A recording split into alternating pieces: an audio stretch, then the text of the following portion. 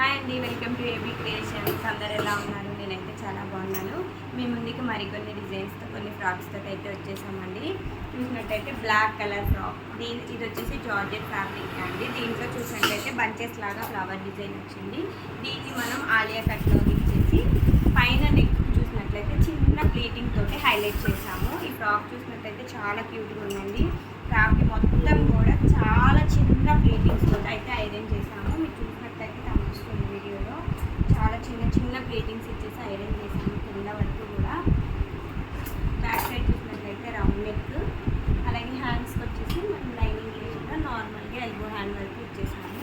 ఈ frock design ఎలా అనిపించిందో కామెంట్ సెక్షన్లో చేయండి. నెక్స్ట్ ఫ్రాక్ వచ్చేసరికి పింక్ కలర్ అండి. ఇది కూడా మంచి ఎంజరీ ఫ్యాబ్రికే.